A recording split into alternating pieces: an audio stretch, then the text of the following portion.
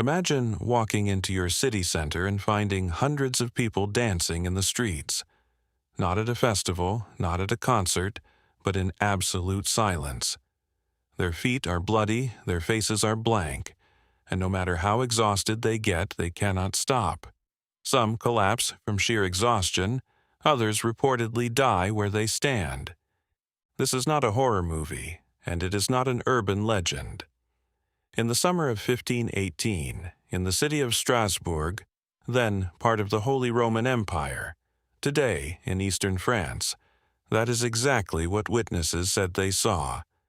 Historians now call it the Dancing Plague of 1518, one of the strangest medical and social mysteries in recorded history.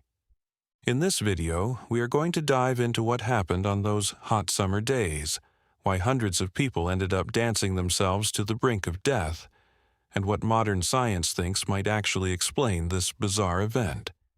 To understand how something as strange as a dancing plague could take hold, it helps to picture Strasbourg as it was in 1518. Strasbourg was a prosperous trading city on the River Rhine, but it was also under serious pressure. The early 1500s in this region were marked by crop failures, famine, outbreaks of disease, and intense religious anxiety. Many ordinary people were poor, hungry, and politically powerless. The city's elites, bishops, magistrates, wealthy merchants, controlled taxes and land, while peasants and artisans struggled under heavy obligations and church tithes. At the same time, this was a deeply religious society. People believed that misfortune might be punishment from God or the work of saints and demons. Strasbourg also sat in a region with a history of strange collective phenomena. Europe, between the 10th and 16th centuries, saw several outbreaks of what chroniclers called dancing mania or choreomania, groups of people who danced wildly and uncontrollably, often in religious contexts. The Strasbourg episode in 1518 would become the most famous and best documented of these events. So, into this world of hunger, fear, and intense faith walks one woman whose actions will spark weeks of chaos. The story begins in mid-July 1518. A woman, known in the sources as Frau Troffea, stepped out into one of Strasbourg's streets and began to dance. There was no music, no festival, and no visible reason. She simply started moving and could not seem to stop. According to later accounts, she danced for hours on end, until she collapsed from exhaustion. After a short rest, she got up and carried on. This continued day after day, reportedly for around a week. Neighbors and passers-by were shocked. Some thought she was ill, others that she was cursed or possessed. Within a few days, more people joined her. Not in a joyful way, more in a compelled, frantic way.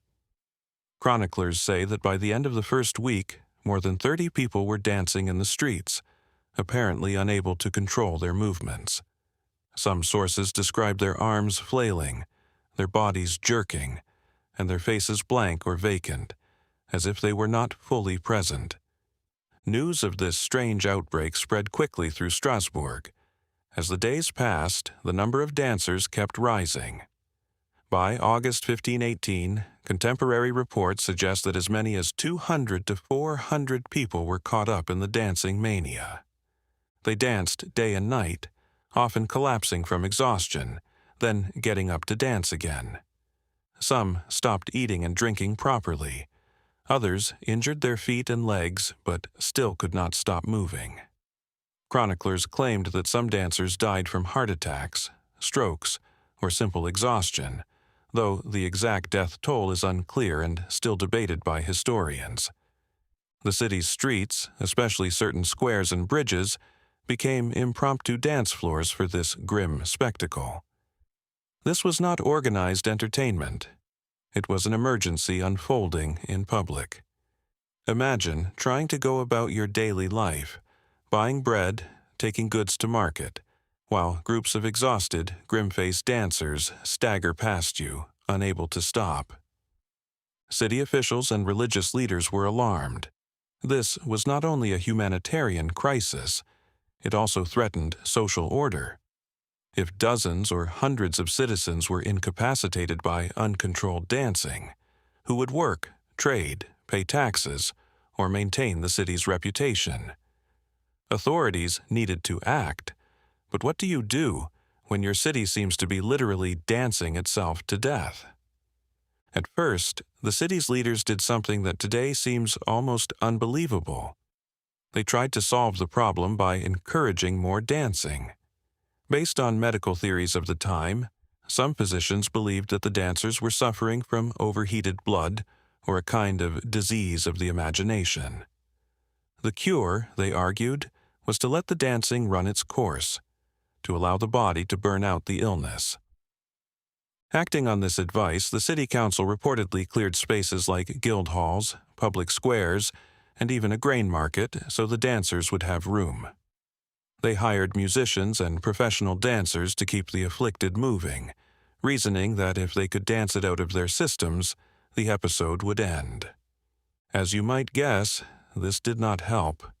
The music and open spaces probably attracted even more attention and participants. Instead of a small, strange group on one street, Strasbourg ended up with large crowds of exhausted, injured people dancing to hired musicians while officials watched, unsure what else to do. This phase of managed dancing only seems to have intensified the crisis. More people were drawn into the phenomenon, either because they felt compelled or because the social and psychological pressure around them pushed them to join. Eventually, the authorities changed strategy. As the crisis dragged on into late August, religious explanations became more prominent. Many in Strasbourg believed the dancers were suffering under the influence of Saint Vitus, a martyr who, in popular belief, could both cause and cure neurological or movement disorders. City leaders ordered that the dancers be taken, in small groups, on a kind of enforced pilgrimage to a shrine of Saint Vitus, located in or near the nearby town of Saverne. There, priests performed rituals, masses, processions, and prayers. Some dancers were reportedly given small crosses or red shoes that had been blessed at the shrine. Sources say that, gradually, the dancing compulsion began to subside. By early September 1518, the strange epidemic faded away as mysteriously as it had begun. The dancers either recovered or were quietly removed from public view. There is no record of any official long-term medical solution. The crisis simply passed. The dancing plague of 1518, lasting maybe a couple of months at most, was over. But the questions it raised have lingered for centuries. So what actually happened in Strasbourg that summer?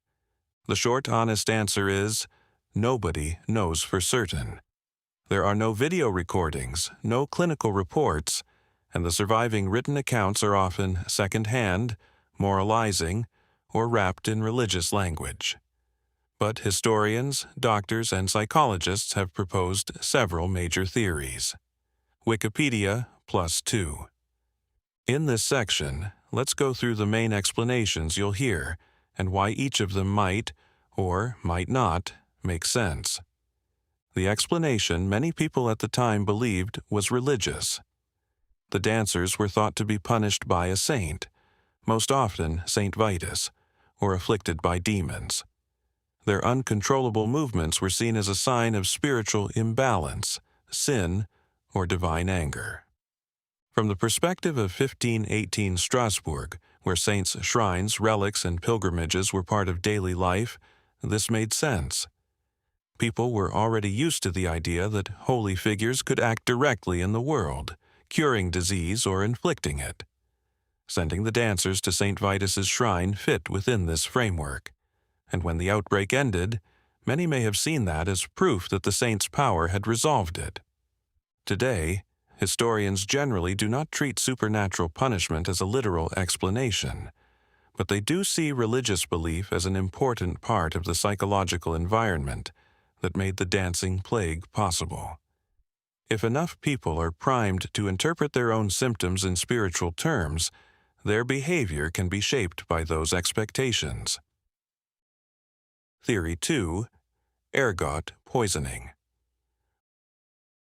One of the most popular modern theories, at least in popular media, is that the dancers were poisoned by ergot. Ergot is a toxic fungus that can grow on damp rye and other grains. When eaten, it can cause convulsions, hallucinations, and muscle spasms. Ergotism has sometimes been compared to the effects of LSD, which is derived from compounds related to ergot. On the surface, this seems like a neat explanation. Hungry people eat contaminated bread. They start hallucinating and convulsing, and suddenly you have hundreds of people behaving strangely in the streets. However, many historians and medical researchers are skeptical. Ergot poisoning typically causes very painful physical symptoms, including burning sensations in the limbs, severe cramps, and sometimes gangrene, the decay of tissue. People suffering from serious ergotism often struggle to move at all, let alone dance for days. Ergot outbreaks also tend to affect people across a wider area, and do not usually produce such a specific, organized behavior as rhythmic dancing. There is no record of animals, for example, becoming ill at the same time, which might be expected if the grain supply was widely contaminated. So, while ergot might have played some role in individual symptoms, most specialists today do not think it can fully explain the dancing plague of 1518. Theory 3. Mass psychogenic illness. The leading explanation among many modern scholars is that Strasbourg experienced a form of mass psychogenic illness, what used to be called mass hysteria. This does not mean people were faking it. It means that real physical symptoms were produced and spread through psychological and social mechanisms. In times of extreme stress, trauma, or fear, the human brain can convert emotional distress into bodily symptoms. This can include fainting, paralysis, tremors, or uncontrollable movements. When people live closely together, share the same fears, and interpret the world through similar cultural and religious lenses, these symptoms can spread through suggestion and social pressure.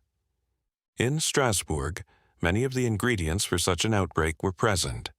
There was hunger from poor harvests, disease, and the threat of new outbreaks. There were heavy religious and moral pressures, with preachers warning of sin and divine punishment. Many people lived in crowded conditions, hearing and seeing the same rumors and stories. If one woman, Frau Troffea, began expressing her distress through compulsive dancing, others who saw her might unconsciously adopt the same symptom, especially if they believed they were cursed or that such dancing was a known sign of spiritual crisis. Once a few dozen people were affected, the social contagion could become overwhelming. Modern psychologists point to more recent cases of mass psychogenic illness in schools, factories, and villages around the world. Groups of people fainting, laughing uncontrollably, or experiencing mysterious pains, all without an obvious physical cause. In many of those cases, the episodes spread along lines of social connection and shared belief, just as appears to have happened in Strasbourg. Theory 4. A form of ritual or protest. Another perspective suggests that the dancing, although it appeared uncontrolled, may also have had elements of ritual or even protest. In medieval and early modern Europe, there were religious traditions involving dancing, processions, and collective movement, sometimes linked to saints' days or attempts to ward off misfortune.